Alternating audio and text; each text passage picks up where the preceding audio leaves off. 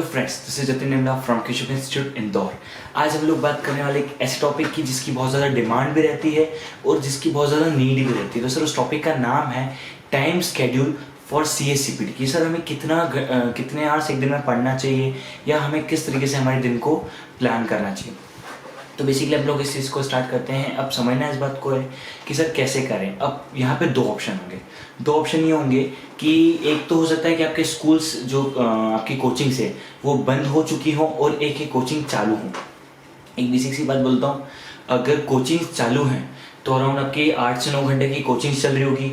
8 से 9 घंटे की कोचिंग के बाद आपको एटलीस्ट दिन में अराउंड आपको 6 से मतलब अराउंड 4-5 घंटे आपको कम से कम देने हैं। अब सर कैसे दें उस टाइमिंग को, हम लोग कैसे अपने प्लान को रेडी करें। तो एक बहुत छोटी सी बात है और बहुत इंपॉर्टेंट पॉइंट है। हमें ऐसा करना रहेगा कि समझ लीजिए नेक्स्ट डे हमारा जो भी CPT मैं बात करता हूँ कंसाइनमेंट टॉपिक की। अगर हमारे कोचिंग में नेक्स्ट डे कंसाइनमेंट टॉपिक पढ़ाने वाले हैं तो आज हम लोग कंसाइनमेंट टॉपिक पढ़ के जाएँ और नेक्स्ट डे जैसे हमारे कोचिंग्स में जो भी हमारा टॉपिक है उसे पढ़ा दिया, आके रिटर्न पढ़ें। मतलब क्या सर, पहले आप टॉपिक से पहले मतलब आपकी कोचिंग से पहले पढ़ के गए, आपने कोचिंग में पढ़ लिया और अपनी कोचिंग के बाद पढ़ लिया। मतलब 3 टाइम्स आपका रिवीजन एक शॉट में हो गया। बहुत इंपॉर्टेंट टॉपिक है। ये बात मैं सिर्फ CA-CPT के लिए नहीं बोलता हूँ, ये बात मैं हर एग्जाम के लिए बोलता हूँ। 12th हो, 11th हो, कोई भी लेवल की एग्जाम हो, JEE हो, कुछ भी हो। बेसिक सी बात है। देखो क्या होगा, इस बात को जो साइंस होता है कि किसी भी चीज़ को एक बार पढ़ते हैं 24 आवर्स में उसको रिवाइज करवा लेते हैं।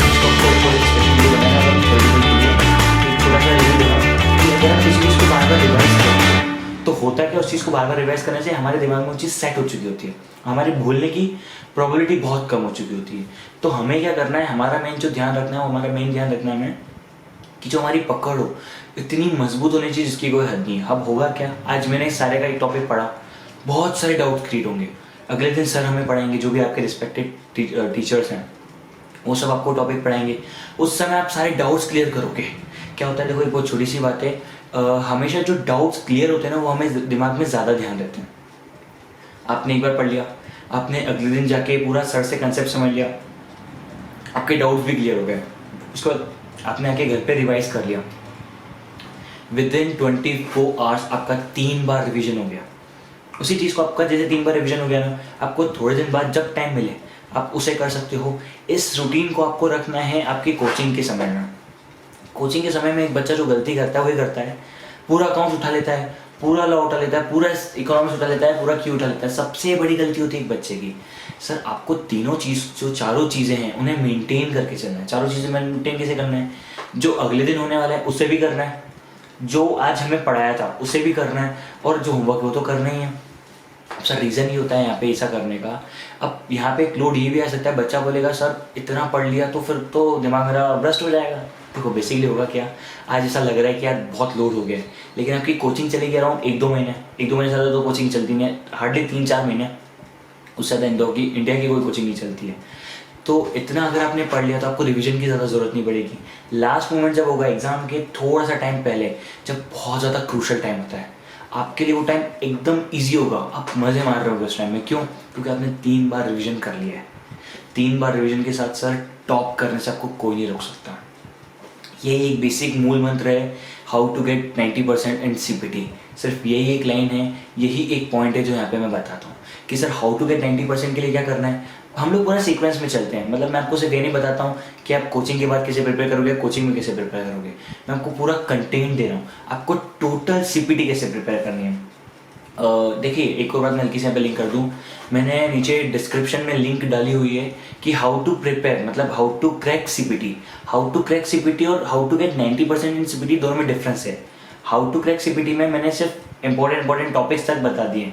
मैथ्स के जो 7-8 इंपॉर्टेंट टॉपिक्स है बहुत ज़्यादा, जिसमें से 25 मार्क्स का था, वो मैंने यहाँ पे बता दिए। उसकी लिंक मैंने नीचे डिस्क्रिप्शन में दी हुई है, वो आप जाके देख सकते हो, वो मैंने दी हुई है। लेकिन हाउ टू गेट 90% जो मैं आज बता रहा हूँ वो इंपॉर्टेंट है। तो हाउ टू गेट 90% के लिए आपको क्या करना पड़ेगा, हाउ टू गेट 90 एक टाइम स्केड्यूल होना चाहिए प्रॉपर, कि सर मॉर्निंग में सुबह 7 बजे उठो। देखो अभी मैं स्केड्यूल बाद में बता रहा हूँ, अभी हम लोग सिर्फ कोचिंग, क्योंकि सर कोचिंग के लिए मैं टाइम स्केड्यूल इससे नहीं बताता हूँ, हर किसी का कोचिंग का टाइम अलग है। अब मैं बोलूँ आप 7 बजे से पढ़ना चालू कर दो और आपकी 7 बजे कोचिंग लगती होगी तो आप कुछ नहीं कर पाओगे। मैं बोलता हूँ 10 बजे से पढ़ना चालू करो, कितने घंटे कोचिंग है, कुछ भी अजम्पशन मैं नहीं ले रहा हूँ, क्योंकि देखो इंडिया है, इंडिया के अलग अलग जो पॉइंट्स है अलग अलग बच्चे यूट्यूब पे देखते हैं, तो मैं किसी भी चीज़ को शॉर्ट वे में नहीं दे रहा हूँ। कोई भी ज़्यादा डाउट आ रहा है तो स्क्रीन पे मेरा नंबर तो लगा हुआ ही है अराउंड, वो नंबर आप मुझे देख के आप मेरे से कांटेक्ट कर सकते हैं। उस नंबर पे आप मुझे कांटेक्ट कर लीजिए जो भी है। अगर आपको कोई पर्सनल डाउट है या टाइमिंग स्केड्यूल है, या अगर ऐसा लगता है कि सर स्पेशल एक हल्का सा एक स्पेशल टच मिल जाए कि यार हम हमारा डे कैसे प्लान करें, तो मैं उसमें भी आपकी हेल्प कर सकता हूँ। जितनी मैं हेल्प कर सकता हूँ उतनी मैं पूरी करूँगा। रहता हूँ हमारे टॉपिक पे 90% लाने के लिए सर आपको क्या करना है, एक बार मतलब जो भी आपका डे है एग्ज़ाम डे उसके एक दिन पहले पढ़ लिया, एग्ज़ाम के डे के अगले दिन पढ़ लिया, नेक्स्ट अपने अपने को सॉरी एग्ज़ाम बोल दिया, कोचिंग एक दिन पहले पढ़ लिया, कोचिंग वाले दिन पढ़ लिया, कोचिंग के अगले दिन पढ़ लिया। 3 बार आपका रिवीजन हो चुका है। अब हम बात कर रहे हैं पूरी क्रक्स टाइम की। मान लीजिए इतना हमारा हो चुका है, इस बीच हमारे टेस्ट। सर कोचिंग में इम्पॉर्टेंट होता है टेस्ट देना। टेस्ट नहीं हो रहे तो आपके सर को जाके बोलोगे सर टेस्ट क्यों नहीं हो रहा है, क्योंकि देखिए हमारी जो कोचिंग है, अगर मेरी कोचिंग की बात करूँ तो हमारे अराउंड हम लोग 50 to 80 कंप्लीट सीपीटी के टेस्ट करवाते हैं। सीपीटी के मतलब छोटे छोटे टेस्ट में गिने जाऊंगा तो आई डोंट काउंट इट, ठीक है। क्योंकि हम लोग देखो हमारा एक अलग प्रिंसिपल है, हम लोग गारंटी देते हैं। हम लोग गारंटी देते हैं कि अगर आप लोग पास नहीं हुए तो हम फीस रिफंड कर देंगे। तो वो हमारा क्लॉज है। वो हो सकता है जिस कोचिंग में रहते हो उसका क्लॉज ना हो, ठीक है, क्योंकि इंडिया में बहुत बहुत बहुत कम कोचिंग्स हैं जो उसी गारंटी देती है, जिसमें से मैं हूँ, ठीक है। मैं ये गारंटी देता हूँ कि अगर आप पास नहीं हुए तो मैं आपको फीस रिफंड कर दूंगा, ठीक है। ये हमारा क्या टर्म्स में है, पूरा दिया हुआ है हमारे जो फॉर्म होता है। अब हो सकता है आपकी कोचिंग में ना हो, इसलिए मैंने क्या बताया, फिर भी आप इतना रूल तो फॉलो कर लीजिए, क्योंकि देखो हर किसी की कोचिंग का अलग अलग फैक्टर होता है। तो अपनी कोचिंग के सर को बोलो कि सर टेस्ट ज़्यादा लो। देखो test is very important part, क्योंकि एक बहुत छोटी सी बात है, विराट कोहली जो है, विराट कोहली में डायरेक्ट मैच खेलने नहीं जाता है, पहले वो उसके जो छोटे मोटे टेस्ट खेलता है। देखो कभी भी कोई भी वर्ल्ड कप में डायरेक्ट प्लेयर नहीं उतरता है, पहले वो IPL, रणजी ट्रॉफी, ये सब ट्रॉफीज खेलता है। क्यों? क्योंकि get prepare for the test. समझ में आ रही है बात? तो being prepare is most important part, ठीक है। प्रिपेयर हो गए, टेस्ट हो गया, 3 बार कोर्स कंप्लीट हो चुका है। कोचिंग वालों ने हो सकता है, जैसे हमारे यहाँ का मैं प्रिंसिपल बता दूँ तो हमारे हम लोग अभी तक मतलब कोर्स खत्म होते होते हम लोग पता नहीं कितनी बार तो पूरा कंप्लीट टेस्ट ले चुके होते हैं। कुछ टॉपिक नहीं होते तो भी मैं टेस्ट लेता हूँ, ताकि एक क्या होता है बच्चे के अंदर मेंटलिटी होती है कि मैं टिक तो कर दूँ। 200 है, MCQs हैं, तुक्का मार लेता हूँ। मॉक टेस्ट जिसे कहा जाता है कि हम लोग मॉक कर देते हैं कि भाई मन से, ठीक है, ऑप्शन चूज कर लेते हैं कि यार ये ऑप्शन सही लग रहा है, ऐसा होगा।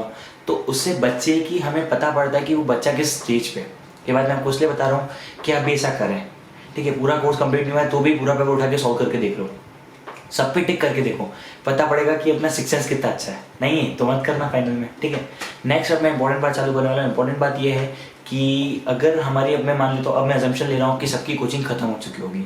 अब कोचिंग खत्म होने के बाद टाइम शेड्यूल क्या रखना है? सर पूरा कोर्स हो चुका है, 3 बार आपने कोर्स कर लिया है, रिटर्न देखो 3 बार कोर्स किया हो या न किया हो, 3 बार कोर्स कर लिया है तो आप गारंटी पास हो। और जो मैं बताने वाला हूँ वो भी फॉलो करना पड़ेगा। 3 बार आपने कोर्स कर लिया है और उसके बाद जो मैं बता रहा हूँ अगर आपने वो फॉलो कर लिया तो आप मोर देन 180 स्कोर कर रहे हो। लेकिन देखो मैं एक और बात बता दूँ, पढ़ना भी बहुत स्मार्ट स्टडीज़ है। वो मैंने हाउ टू क्रैक CPT जिसके लिंक डिस्क्रिप्शन में है वो मैंने दिया हुआ है, तो उसमें मैंने सब कुछ बताया कि आपको कैसे क्या करना है। यहाँ पे मैं सिर्फ 90% के लिए बता रहा हूँ आपको पढ़ना कैसे, टाइम शेड्यूल क्या क्या पढ़ना है सब मैंने वहाँ पे बताया है। वहाँ पे मैंने इंपॉर्टेंट टॉपिक तो बता दिए हैं QA के, ठीक है। हम लोग इस बात को आगे लेते हैं। अब होता क्या है, एक बहुत छोटी सी बात है, अब हमारी कोचिंग खत्म हो चुकी है। कोचिंग्स के 1-2 दिन एक बच्चा रेस्ट लेता है, मैं मना करता हूँ कि रेस्ट मत लो, दिमाग की कनेक्टिविटी टूट जाती है, मज़ा नहीं आता है। एक दिन रेस्ट ले लो, ऐसा लगता है कि यार थोड़ा सा बहुत ज़्यादा स्टिकी हो गए, एक आधी मूवी देखो, फ्रेश माइंडेड से बैठो। देखो पढ़ाई के लिए फ्रेश माइंडेड होना बहुत ज़्यादा ज़रूरी है, ठीक है। अब मैं मान लेता हूँ आपने मूवी भी देख लिया, आप एंजॉय कर चुके हो, सब कुछ पढ़ चुके हो। अब टाइम शेड्यूल कैसे बनाना है? सुबह अराउंड कम से कम 7 बजे उठना है, मिनिमम 7 से 9 एक थ्योरी सब्जेक्ट करना है। एक थ्योरी सब्जेक्ट मतलब क्या, लॉ और इकोनॉमिक्स, आपके पास सिर्फ 2 ही ऑप्शन है। अब थ्योरी सब्जेक्ट कैसे प्रिपेयर करना है उसकी मैं नेक्स्ट वीडियो बनाऊंगा, तब हम उसकी बातें करेंगे, आज हम उसकी बात नहीं कर रहे हैं। तो आपको जो टाइम शेड्यूल आपका ऐसा रखना है कि आपको 7 से 9 एक थ्योरी सब्जेक्ट करना है, 9 से 9:30 थोड़ा सा रेस्ट लेना है, ठीक है। मतलब क्या 8 से 9 आपने रेस्ट कर वो एक थ्योरी सब्जेक्ट कर लिया, 9 से 9:30 तक आपने ब्रेकफास्ट कर लिया, 9:30 to 11 अगेन थोड़ा बहुत थ्योरी सब्जेक्ट कर लो, या फिर अभी थ्योरी सब्जेक्ट कर लो, मतलब थ्योरी सब्जेक्ट का रिवीजन कर लो। देखो क्या होगा, एक बार आपने 9 to 11 कर लिया, 7 to 9 आपने कर लिया, 7 to 9 के बाद आपने 9 to 9:30 रेस्ट ले लिया, आधे घंटे का रेस्ट बहुत है, ब्रेकफास्ट करो, एंजॉय करो। 9:30 to 11 आप एक प्रैक्टिकल सब्जेक्ट उठा लो। प्रैक्टिकल सब्जेक्ट कैसा उठा लो, मतलब एक आधा जो चैप्टर छोटा सा टॉपिक हो आपका सॉल्व हो सके। अगेन 11 to 12 हल्का सा रेस्ट, छोटा सा रेस्ट। छोटे से रेस्ट के बाद डायरेक्ट आपको बैठना है 12 to 3 आपको नॉन स्टॉप बैठना है प्रैक्टिकल सब्जेक्ट के ऊपर। बिल्कुल भी रेस्ट नहीं है, ये 3 घंटे बहुत इंपॉर्टेंट है। 3 आवर्स में आपको अराउंड एक टॉपिक कम से कम अकाउंट्स का विथ मॉड्यूल विथ स्कैनर निपटना चाहिए। स्कैनर मतलब पास एग्जामिनेशन, ठीक है। तो ICAI ने जो मॉड्यूल दिया है वो भी और स्कैनर भी, ये दोनों 3 आवर्स में एक टॉपिक कम से कम बोल रहा हूँ मैं, निपटना चाहिए, ठीक है। उसके बाद आपने 3 to 4 आराम से रेस्ट लिया, या अपन मान लेते 3 to 5, ठीक है। 3 to 5 आपने आराम से रेस्ट ले लिया कि यार बहुत ज़्यादा हो चुका है, बहुत ज़्यादा लाइफ स्टिक ऑफ नहीं करनी हमें कि यार सिर्फ पढ़ने से कुछ नहीं होता है, स्मार्ट स्टडीज़ मैटर करती है। ये बात भी मैंने उसमें बताई है, हाउ टू क्रैक CBT, जिसकी लिंक है, ठीक है। उसके बाद हम लोगों ने 5 तक रेस्ट ले लिया। 5 to 8 हमें पूरा का पूरा करना है एक और प्रैक्टिकल सब्जेक्ट। मतलब क्या, पहले हमने 7 to 9 किया एक थ्योरी सब्जेक्ट, 9 to 9:30 हमने लिया रेस्ट, अगेन 9:30 to 11 ये आपके पास ऑप्शनल है, आप थ्योरी सब्जेक्ट भी कर सकते हो और प्रैक्टिकल भी कर सकते हो, जिसमें आप वीक हो उसे करो। आपने फिर 11 to 12 रेस्ट लिया, 12 से 3 तक आप लोगों ने रिटर्न पूरी पढ़ाई करी, ठीक है। वो 12 से 3 तक की जो पढ़ाई बहुत इंपॉर्टेंट है, ठीक है। 12 से 3 तक के आपने practical subject entire scanner with module. 3 से 5 तक आपने रेस्ट लिया, थोड़ा सा नींद जो भी आपको करना है आप कर सकते हो। अगेन 5 से 8 तक आपने नॉन स्टॉप पढ़ाई करी है। 8 बजे प्रॉपर अपनी फैमिली को बोलो कि डिनर आपको मिल जाए। 8 to 9 का आपका डिनर का रेस्ट है। अगेन 9 to 11 या 9 to 12 आपको एक और बार पढ़ना है। तो सर अगर आपने इस वे में पढ़ लिया, मतलब मैंने अभी आपको सिर्फ टाइमिंग बताई कि आपको कितना टाइम पढ़ना है। मैंने ये इसलिए नहीं बोला है कि आप कौन सा टॉपिक उठाओ, इसकी बात मैं अभी करने वाला हूँ, ठीक है। ये हमारा सिर्फ टाइम शेड्यूल था कि हमें कितने आवर्स मिनिमम पढ़ना चाहिए, कितना रेस्ट लेना चाहिए। देखो 9 to 9:30 और 7 to 9 2 आवर्स, फिर 9:30 to 11 मतलब ये होगा अपना 3.5 आवर्स, फिर वो 12 to 3 मतलब 6.5 आवर्स, फिर 5 to 8 मतलब 9.5 आवर्स, और फिर हम 9 to 12 पढ़ रहे हैं मतलब 12.5 आवर्स। मैं आपको बोल रहा हूँ 12 to 12.5 आवर्स अगर आपने पढ़ लिया, इससे ज़्यादा की ज़रूरत ही नहीं, बिल्कुल भी नहीं है। CPT में ज़्यादा तो पढ़ना ही नहीं बॉस। अगर CPT में इतना पढ़ लोगे तो ICAI में क्या, IPCC में क्या जाओगे, ठीक है। तो IPCC में हम लोग अराउंड फर्स्ट ग्रुप जो देता है वो पढ़ता है IPCC में 12 आवर्स, वो भी नहीं पढ़ता है इतना। तो हम लोग अगर इतना हमारा टाइट शेड्यूल रख लेंगे तो होगा क्या, क्योंकि मैं इस बात कर रहा हूँ 90% कैसे लाया जाए, कैसे हम लोग 180 के अबव स्कोर करें, तो उसके लिए मैं इतना टाइम शेड्यूल आपको बता रहा हूँ। अगर जनरल वे में आप 8 आवर्स भी पढ़ते हैं आपके हिसाब से फिजिकली, क्योंकि देखो अभी हो सकता है गर्मी हो, जैसे अभी गर्मी चल रही है, ठंड में हम लोग टाइम के शेड्यूल अलग बन जाता है, गर्मी में अलग टाइम शेड्यूल रहता है हमारा। तो गर्मियों में हम लोग बहुत ज़्यादा नहीं पढ़ पाते हैं, इसलिए हम लोग अगर 8 to 9 आवर्स भी पढ़ेंगे तो भी चलेगा। हमारा जो भी वीक पॉइंट है उस पर हमें सबसे ज़्यादा ध्यान देना है। अब सर कैसे थ्योरी सब्जेक्ट्स को प्रिपेयर करें, how to prepare theory subjects, इसकी बात तो हम लोग नेक्स्ट टॉपिक में करने वाले हैं। यहाँ पे एक और छोटी सी बात समझ लो, एक और छोटी सी जो बहुत छोटी सी बात है वो ये है कि अगर प्रिपरेशन में गलती हुई, हम लोगों ने सोचा है कि आखिरी में पढ़ूंगा। सर ये 12th क्लास नहीं है। 12th क्लास में क्या होता था, बहुत छोटी सी बात होती थी, बड़ा छोटा सा कोर्स होता था। एक्चुअली छोटा नहीं होता था, वहाँ पे कॉम्पिटिटिव एग्जाम नहीं ना वो, तो वहाँ पे पास फेल होने का कोई क्राइटेरिया नहीं था।